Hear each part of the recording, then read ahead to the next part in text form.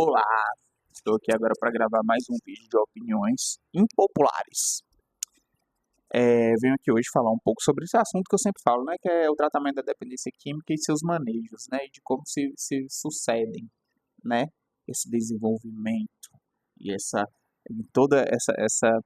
temática de tratamento para uma doença aí que hoje já passa dos 10% da população brasileira, que são atingidos aí por sintomas e diagnósticos, por assim dizer, de dependências. E ainda mais num tempo que a gente tem o desenvolvimento para esses tratamentos alternativos, onde também crescem, né, cada vez mais o número de outras dependências, não só químicas, biológicas, mas como digitais e etc., né, que vão gerando aí uma série de comportamentos que são socialmente inadequados ou comportamentos disfuncionais. O que me faz vir aqui expor essa opinião, que pode ser um pouco impopular, na verdade, são uma série de associações, né, do desenvolvimento dessa doença, desse quadro de dependência química, onde eu vejo muitas pessoas disseminando informações, psiquiatras também, psicólogos, psicanalistas, fazendo essa associação com a criação, com o desenvolvimento no seu ambiente familiar, né, que pode não, com certeza faz parte, né, do desenvolvimento dessas dependências. Porém, o que me deixa com muito pé atrás e que me faz,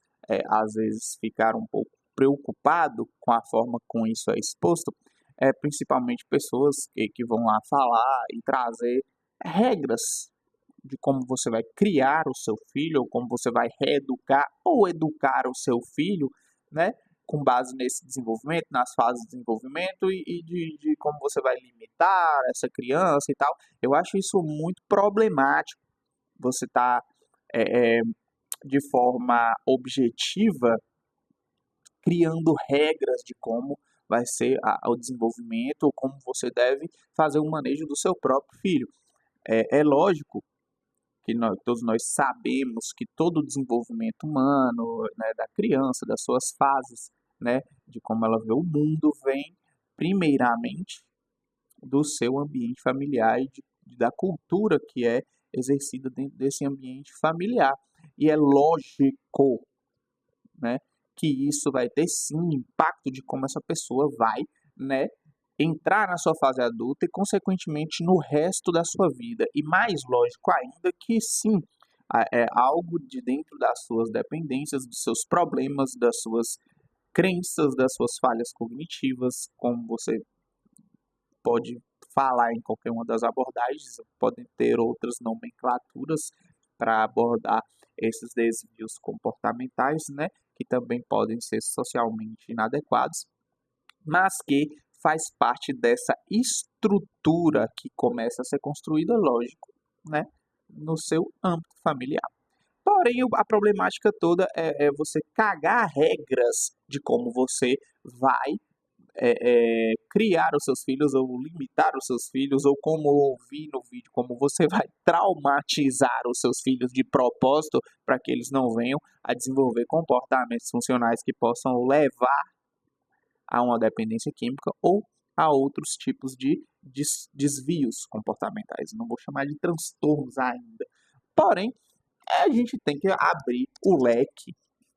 né, de como é subjetivo essas questões, essas sintomáticas, de como sim é, é, é, essa criação, essa disseminação, essa limitação de base familiar pode ser, né, a abertura para que esse indivíduo possa desenvolver uns comportamentos que possam levar ele às dependências. Porém, e isso eu falo embasado em alguns artigos e algumas pesquisas que nós, né, que trabalhamos no campo do manejo e também com pessoas que estão traçando, né, trabalhos e pesquisas lá dentro, que também pode ser a causa, inclusive,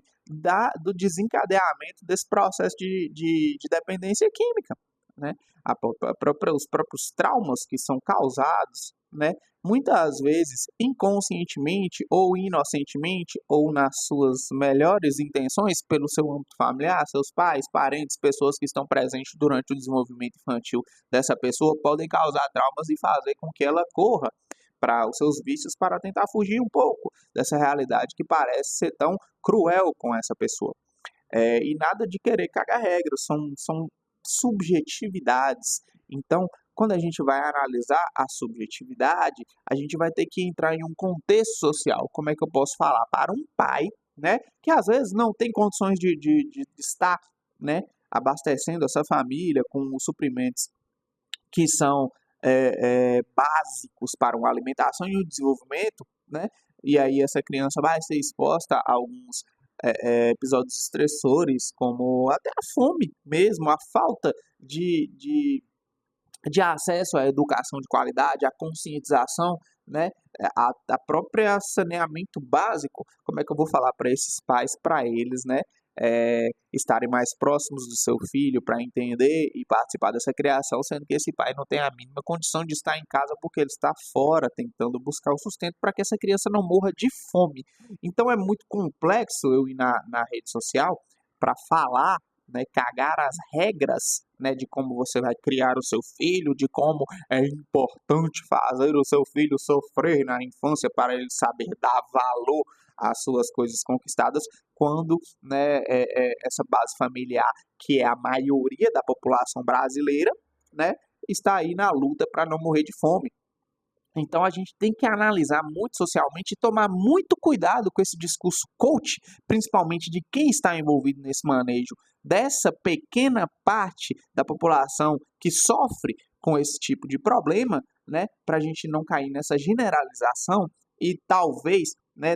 tornar ineficaz as várias terapias que são aplicadas, né, o acompanhamento desse indivíduo, que é totalmente subjetivo e individual, porque não dá para eu falar que todos eles têm falhas no seu estruturamento familiar, ou que esse estruturamento familiar pode ter o empurrado para esse processo, né, sintomático que o levou a essa situação. Então a gente tem que ter muito cuidado e é muito preocupante pessoas que têm sua formação, suas patentes, né, que têm a chancela para falar,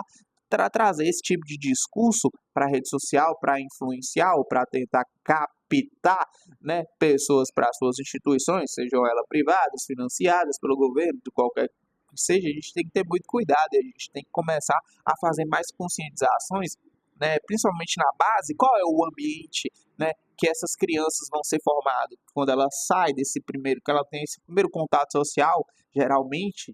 é na escola e é lá onde a gente pode estar tendo, né, a abertura para fazer esse tipo de conscientização, principalmente onde existem zonas de risco, onde essa criança vai ser exposta, né, a substâncias, ao crime, ao acesso a tudo que ela pode aprender e experienciar dentro dessa janela de aprendizado, né, que vem da primeira infância, segunda infância até a terceira infância, e aí tentar ao máximo conscientizá-la sobre essas coisas para quê,